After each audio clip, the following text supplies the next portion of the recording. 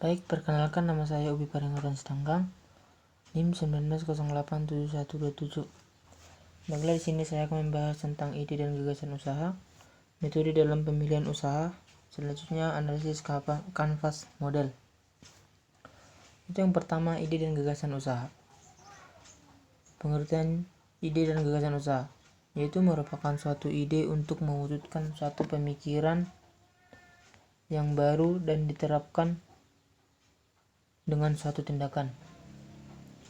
Ide usaha merupakan segala konsep, pikiran, dan pengetahuan, sebuah mental, pandangan, keyakinan, atau rencana dari kegiatan-kegiatan usaha. Baru yang selanjutnya, berpikir kreatif, yaitu keinginan untuk menemukan dan mencari penyelesaian yang berbeda dari suatu masalah untuk mencapai tujuan yang sama. Baru yang selanjutnya, munculnya ide. Munculnya ide bisa datang kapan saja, di mana saja, dari apa atau siapa saja. Selanjutnya, sumber ide. Menurut Longenecker tahun 1991, yaitu yang pertama pengalaman pribadi, hobi, temuan kebetulan, dan penelitian. Yang kedua, menurut Douglas, sumber ide didapat dari buku telepon, koran, majalah, jurnal, dan lain-lain. Kemudian perpustakaan, bank, distributor. Yang keempat, pialang, akuntan, teman, agen real estate, dan pesaing. Sumber ide menurut Susarsono. Yang pertama, informasi. Bisa didapat dari orang lain, bisa juga didapat dari membaca, melihat, mendengar, dan sebagainya. Yang kedua, ilmu pengetahuan. Bisa didapat dari pendidikan dan pelatihan dan sebagainya. Yang ketiga, adanya tuntutan, yaitu permintaan, kebutuhan, dan lain-lain. Selanjutnya, teknik mendapatkan ide. Yang pertama, tukar pikiran. Yang kedua, berandai-andai. Yang ketiga, kawin silang. Kawin silang maksudnya pencarian pribadi yang memiliki ilmu pengetahuan, pekerjaan, pengalaman, dan ide yang berbeda untuk membuat peluang tukar pikiran. Yang keempat, keingintahuan. Yang pertama, kembangkan rasa ingin tahu, buat sesuatu berdasarkan rasa keingintahuan. Ketiga, periksa apa yang sudah dikerjakan. Yang kelima, pendekatan tidak langsung. Keenam, pendekatan ensiklopedia, yaitu melibatkan riset ekstensif. Yang kedua, semua informasi diakumulasi dan digolongkan dalam beberapa kategori atau dinilai untuk memperoleh ide. Yang ketujuh, komponen yang dimodifikasi. Yang kedelapan, analisis sistematis. Yang kesembilan, meditasi. Yang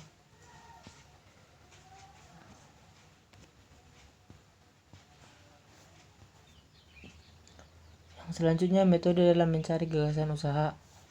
Yang pertama, inovasi teknologi. Yang kedua, pencarian langsung. Yang ketiga, analisis pemakaian akhir. Yang keempat, metode kreatif. Materi selanjutnya yaitu analisis dalam pemilihan usaha. Banyak pengusaha yang mengawali usahanya dalam situasi yang serba sulit, menghadapi kondisi yang tidak pasti, atau bahkan sering menemukan jalan buntu, dan akhirnya frustasi atau hanya menunggu saja dan tidak melakukan apapun meskipun memiliki uang yang cukup banyak sebagai modal awal usaha atau modal kerja, belum tentu bisa memberikan jaminan akan suksesnya suatu usaha. Yang pertama, strength atau kekuatan. Melihat kekuatan yang dimiliki seperti lokasi, sumber-sumber bahan baku yang mudah didapat, mudah dijangkau oleh konsumen atau pelanggan, dan kekuatan lainnya yang dapat dimanfaatkan. Contoh, lokasi di dekat kampus atau mall dapat dikembangkan menjadi kos-kosan, warnet, rental komputer, dan masih banyak lagi. Selanjutnya, weakness atau kelemahan. Melihat kelemahan yang dimiliki agar kita tidak memaksakan diri melakukan usaha yang sebenarnya tidak dapat dilakukan karena kita memiliki kekurangan tertentu. Contoh, sebaiknya jangan membuka usaha rental komputer, tetapi tidak mengetahui sama sekali keterampilan dalam mengoperasikan komputer. Yang ketiga, opportunity atau peluang. Melihat peluang yang dapat dimanfaatkan dan memberikan keuntungan. Contohnya, membuka usaha fotokopi di lingkungan dekat kampus, membuka usaha kantin di lingkungan perkantoran, dan lain-lain. Yang keempat, ancaman. Melihat ancaman terhadap usaha-usaha yang berisiko tinggi, memiliki siklus hidup yang pendek dan tidak teratur. Terlebih lagi jika pesaing-pesaing kita memiliki kemampuan yang lebih baik dari kita. Contoh, investasi saham di mana kita tidak memiliki cukup ilmu tentangnya, atau bermain di pasar yang pelakunya sudah sangat banyak. Materi selanjutnya yaitu Business Canvas Model. Pengertian Business Canvas Model yaitu merupakan suatu strategi manajemen yang digunakan untuk merancang perencanaan bisnis perusahaan berdasarkan proposisi nilai perusahaan, produk, infrastruktur, pelanggan, dan keuangan. Pertama kali diciptakan oleh Alexander Osterwalder pada tahun 2005. Business Model Canvas menjadi salah satu strategi manajemen yang populer di kalangan bisnis dan sering dipelajari di universitas.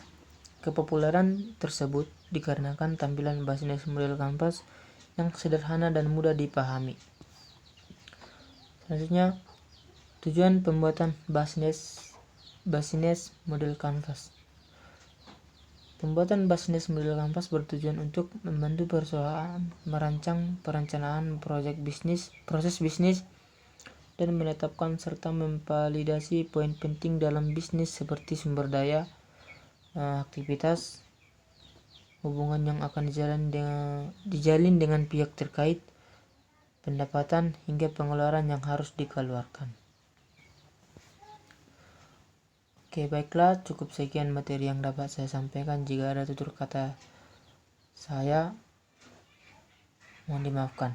Atas perhatiannya, terima kasih.